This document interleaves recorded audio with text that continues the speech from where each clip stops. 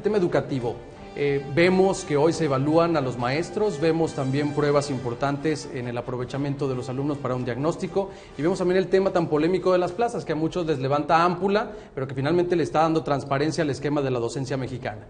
Yo creo que ha habido avances bien importantes. Mira, qué duda cabe, nos falta mucho en materia educativa y es el talón de Aquiles de muchos sectores en la sociedad mexicana. Pero, la verdad, entre otras con la Alianza por la Calidad de la Educación, sí hemos hecho eso.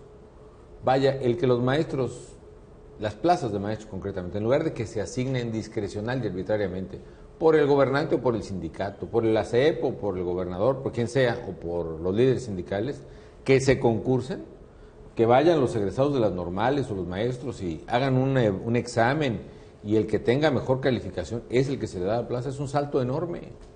Hubo maestros que han repelado mucho, me acuerdo de estados que me decían, oiga, pero pues aquí la plaza mía se la voy a dejar a mi hija y ahora no, va a tener que concursar. Pues oiga, maestra, pues sí, o sea, ¿por qué a su hija? Pues, si no es su propiedad, vaya, ¿no? No tiene la escritura de la plaza, por amor de Dios, estamos hablando de los maestros de México. Si su hija es buena maestra, que haga su concurso, si saca buen examen, que tenga su plaza o la que sea. Pero si hay alguien mejor que su hija, los niños no tienen por qué tener un maestro que no está suficientemente preparado al frente del salón, por amor de Dios. Entonces eso nos ha avanzado mucho. Claro, ya algunos estados, Michoacán, Oaxaca, por ejemplo, que ellos no hacen su concurso, o sea, que siguen ahí las coordinadoras, la CENTE, concretamente, Coordinación Nacional de Trabajadores de Educación, pues haciendo su capricho con las plazas existentes. Eso tiene que corregirse.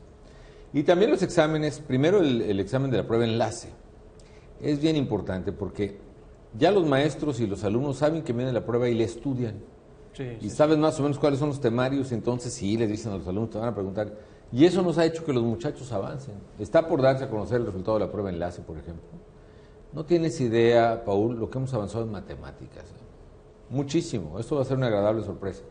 En español no tanto me preocupa, porque estamos como atoradones ahí, pero en matemáticas bien, y creo que la prueba enlace no solo nos ha permitido saber cómo estamos, sino que también ha sido un incentivo muy poderoso para que los maestros se apliquen a enseñar.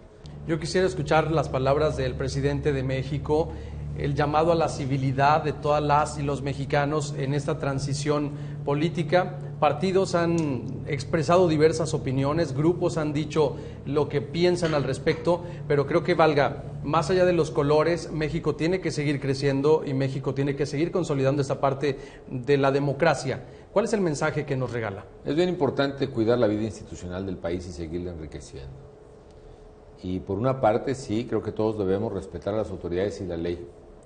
Y también por otra, hay que decirlo, que hay cosas que evidentemente deben corregirse y yo creo que debemos corregirlas entre todos. Concretamente nuestra democracia, yo creo, Paul, que tiene muchas cosas que corregirse, pero que la vía para hacerlo es la ley misma, es el Congreso, es la representación política, es precisamente mirar cómo podemos tener cada día mejores elecciones y mejores instituciones. Y si algo sale mal o no queda a la satisfacción de todos algún aspecto, vale la pena revisarlo, corregirlo e intentarlo hasta que estemos todos los mexicanos orgullosos y satisfechos de nuestra democracia. Hoy no es así, con razón o sin ella, no quiero juzgar a nadie, pero tenemos finalmente una vida democrática y una vida legal e institucional que muchos países no tienen, y lo que debemos hacer es preservarla y no quedarnos así con eso, no conformarnos. Yo creo que si hay todavía problemas o hechos que generan desazón o división entre los mexicanos, deben superarse, estableciendo nuevas reglas, nuevas formas, que finalmente un día, ojalá, nos lleguen a ser satisfactorias para todos. Yo quiero agradecerle muchísimo esta oportunidad de la entrevista y cerrar con un tema que quizás no estaba en el guión, pero preguntarle cómo queda México respecto del mundo. Vemos conflictos internacionales como el de Assange, el Reino Unido, Ecuador. ¿Qué pasa con México, Estados Unidos? Nada más para que me regale ese panorama. Honestamente hay una perspectiva de México a nivel internacional, honestamente pienso que mejor de la que había. México reasumió liderazgo en varias regiones que tenía que reasumirlo. México fue el país que convocó a América Latina y el Caribe, y aquí en México se creó la Comunidad de Estados Latinoamericanos y Caribeños, la CELAC, que es la primera organización de países latinoamericanos en nuestra historia que integra a todos los países de la región, incluyendo Cuba y los caribeños. Y luego hicimos la COP16, la Cumbre Mundial sobre Medio Ambiente, que puso nuevamente en el camino de las soluciones algo que ya se daba por perdido, ¿no? La falta de acuerdo en la lucha contra el cambio climático.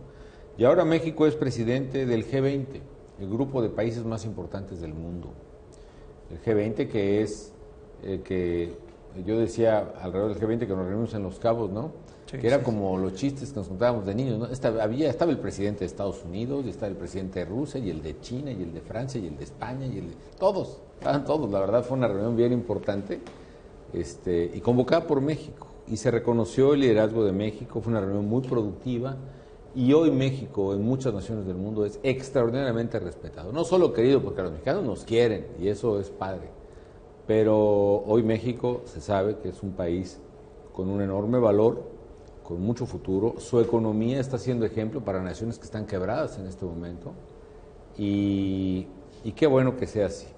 Ojalá podamos desterrar esta percepción de violencia de México, ojalá resolvamos el problema de la violencia, ojalá siga el esfuerzo porque impere la ley, la justicia, el orden, la autoridad, y no la ley del más fuerte o de los criminales. Ojalá ese esfuerzo siga, y eso va a permitir que México sea reconocido también como un país que pudo enfrentar sus problemas más terribles, les pudo dar la vuelta y se convirtió en un país moderno.